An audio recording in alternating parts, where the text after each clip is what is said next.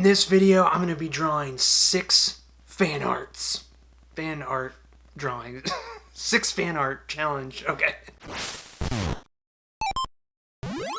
So on Instagram, I asked for a few suggestions on who I should draw for this 6 fan art challenge that's been going around the internet, and I got a ton of good responses. So for this challenge, I wanted to stretch a little bit. 1, get off the computer, and 2, draw characters that I've never drawn before. I've done a ton of fan art, so a lot of the suggestions were of things that I have drawn before: Mario, R2-D2, Spider-Man, but I went through and picked a really fun list of characters that I am very excited to draw. Let's get into it. Alright, so the list is the Joker, Tom Nook, Ahsoka from Star Wars, Thor, Banjo-Kazooie, and Captain Underpants.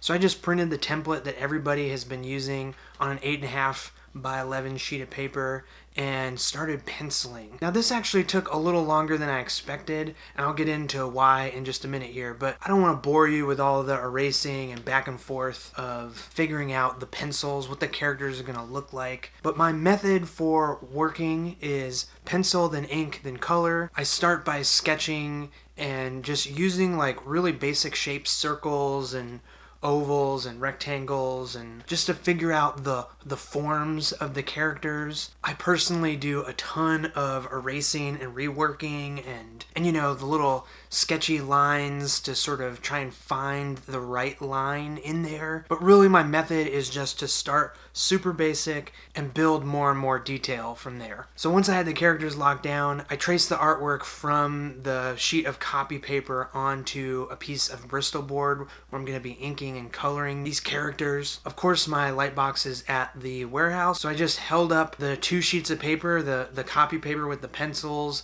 and the blank sheet of Bristol board on top, up to a monitor so the light shined through, and just very lightly re-penciled the drawings onto the Bristol board. I'm sorry I didn't film that part, but now it is time to ink. So I'm using a Tombow brush pen. I'm not even going to try and pronounce the name of this brush pen. There's a link in the description if you want to check it out. It's a super fun pen to use. Alright, stick with me here. I'm gonna go down this rabbit hole of thoughts I haven't planned out. I haven't articulated this before, so hang in there with me. And hopefully my little journey here will help you think about your own drawings a little bit differently.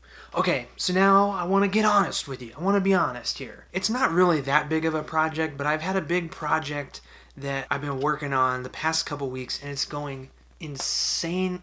My elbow just popped.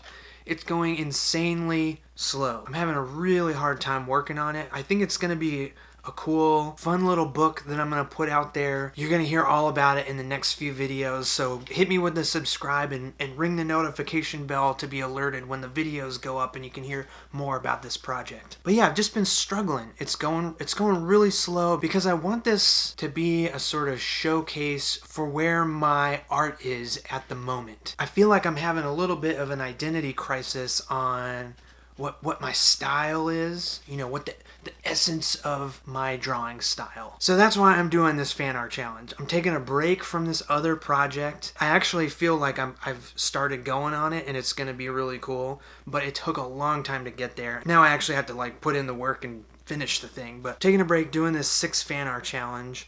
And the reason I'm really excited to do this is because the purpose of this challenge is to show off your own way of drawing a bunch of different characters. I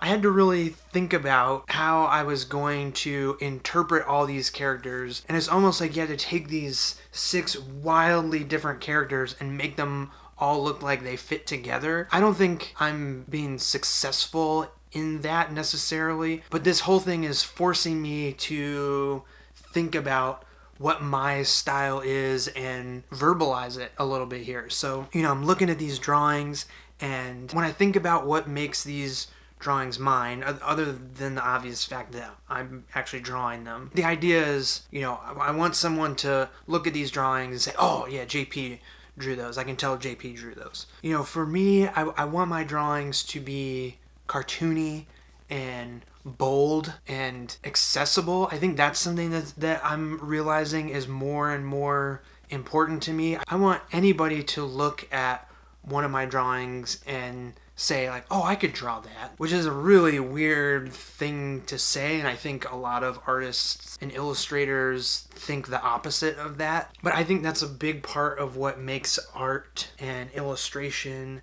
accessible. I want kids of every age to look at my drawings and think that it looks awesome, but also think like, oh man, I want to draw like that, and not feel too intimidated to actually try. So yeah, how does that translate into these drawings? You know, I get caught up in the like, oh, do I draw eyes as just little dots, or are they circles with big pupils in them? Do the pupils have a little highlight circle? You know, how do I draw teeth and noses, and do hands have 4 fingers or do they have 5 fingers? And I guess all of that stuff like isn't that important to me. As long as I'm simplifying and making things look cool, I think maybe this is the reason that these drawings don't feel like they fit together, is because there's not that consistency from feature to feature. Okay, so like I was saying before, doing fan art is a great way to kind of force yourself to think about these things, right? So taking 6 completely different characters from completely different places and drawing them in your own style is like, I don't know, this has been a really, really helpful exercise for me.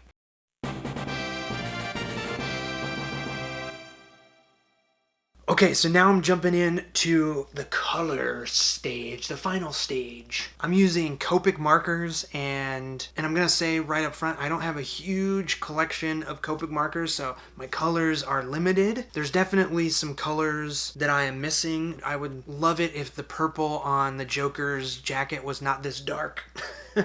And yeah, I need to get a handle on this whole Copic thing. I always forget that they don't interact the best with Bristol board, which has been my go-to drawing paper for years and years and years now. They like to bleed a little bit on the Bristol board. I think you really need marker paper, which I have, I just didn't use for whatever reason, because I'm an idiot.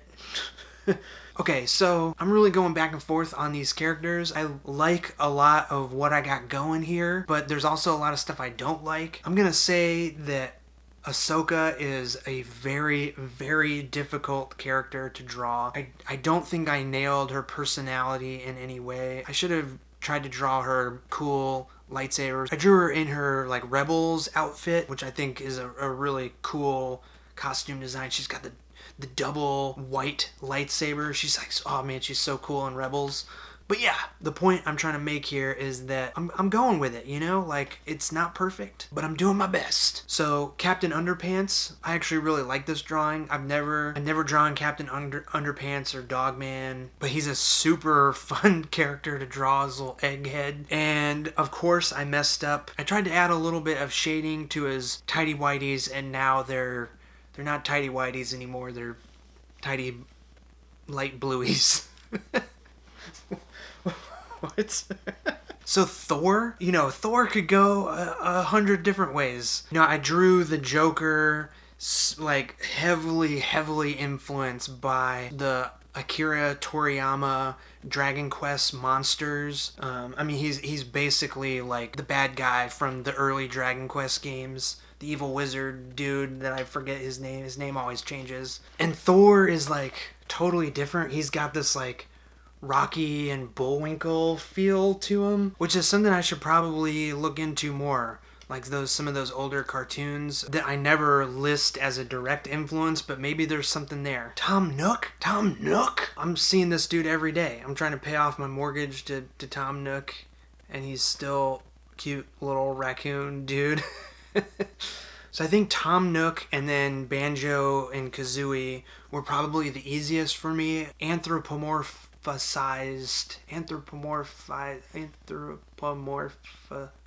Did I say it right the first time? I don't know. You know what I'm saying. Animal people.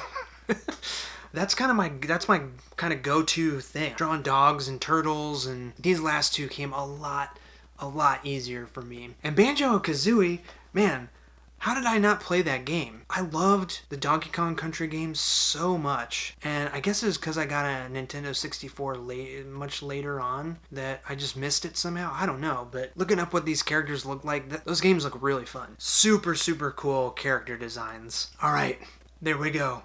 6 fan art challenge complete.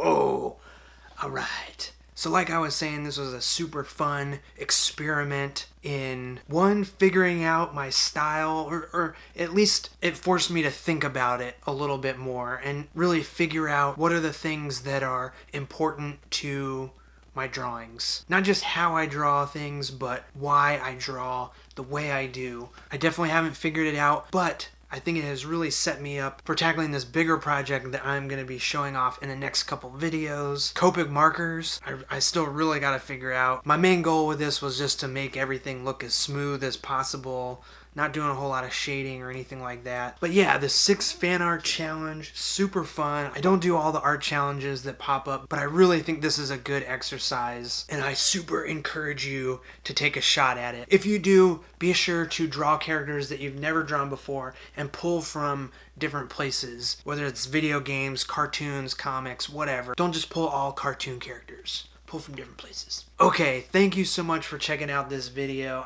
I really appreciate you sticking with me on this one. Let me know what you thought in the comments down below, and I'll see you in the next one. See ya!